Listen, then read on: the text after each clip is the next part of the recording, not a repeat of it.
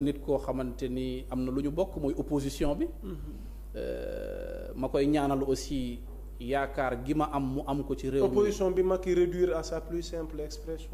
bon non kenn ku ci nekk ak sa ngëm-ngëm comme lu ñuy wax rek élection locale la Ousmane Sonko peut-être am na ñoo xamante ni ñoom la àndal muy waa Yewwi. ñun ñu nekk ci yeneen i coalition keneen ak keneen am beneen jàngat. mais nous sommes tous Sonko leader de l'opposition. Ousmane Sonko. leader de l'opposition. Ousmane Sonko est un leader. Leader de l'opposition. Ousmane Sonko est un leader parmi tant d'autres leaders de l'opposition. Mais actuellement ne vu élection yi génn 2019 ak. si la on tient en compte garde effectivement. la logique voudrait que ngeen accepter opposition bi tey jii nii Ousmane Sonko la. tu es d'accord oui ou non? Je l'ai dit, je l'ai répété et je réitère à nouveau mes propos. Dans la mesure où le président Idrissa Seck a accepté de rejoindre le président Macky Sall, Ousmane Sonko est bel et bien le chef de l'opposition.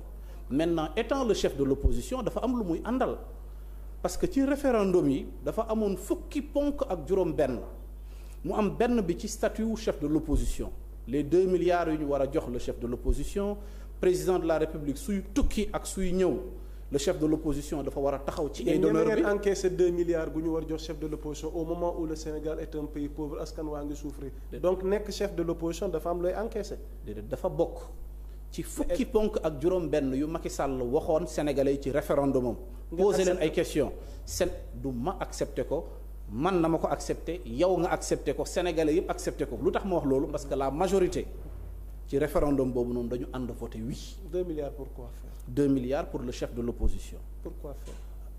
Allez poser cette question au président de la République moom moo ko intégré ci texte yi mais sachez que statut wu chef de l'opposition dans un état de droit dafa war a am et que tey président de la République yenn question yu gën a diis ci réew daf ci war a diisoo ak le chef de l'opposition. Ablaye Wade c'est vrai que jamono jooju statut wu chef de l'opposition amul woon mais nous avons tous vu dans l'ouvrage du président Abdou Diouf mu cité Ablaye Wade ne am na ay questions yu bëri yoo xamante ne bi mu doon am doon na ci jokkook le président Abdou Diouf ak Ablaye Wade ñuy waxtaanee jafe-jafe réew mi tey su ay gan ñëwee jóge bitim réew di ay chef d'État chef de l'opposition bi dafa war a taxaw yenn jafe-jafe yi su amee muy crise am ci réew mi président de la République dafa war a consulter le chef de l'opposition loolu dafay gën a rafetalal démocratie rek ci réew jàngat boobu laa ci am maintenant nag li ma jaaxal mooy bu ñu ko voté ba tey statut wu chef de l'opposition bi respecté wuñu ko. non débat boobu moom xëy na nekkul à l'ordre du jour ñu terminer ak li nga doon leeral ci Ousmane Sonko sa sortie ci militant mi en tant que chef de parti lan moo dul dox souvent ci biir parti local lañ jëm souvent on voit que ni yéen da ngeen di wax ni militants yi seen jikko mooy xëy na dañuy ànd ak yéen mais au fond du esprit parti bi leen tax a jóg wala idéologie bi. si pourtant li leen di tax a jóg xëy na leneen la. pourtant bu positionnement amee wala defar liste wala parti am rek il y a problème. pourtant pour ay si postes. parce que xam nga parti politique yi. parti bu nekk ak nu ñu koy jàngatee.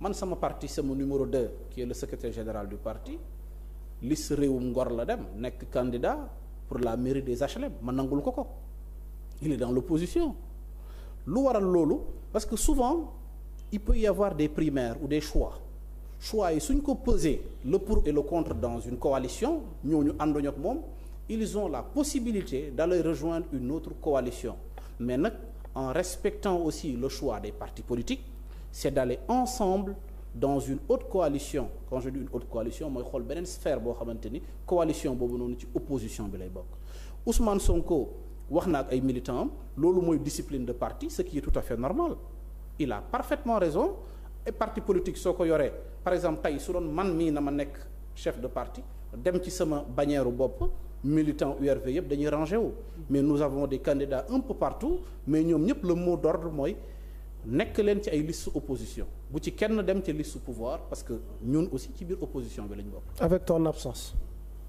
Mon absence non c'est un choix. On va parler d'actualité internationale.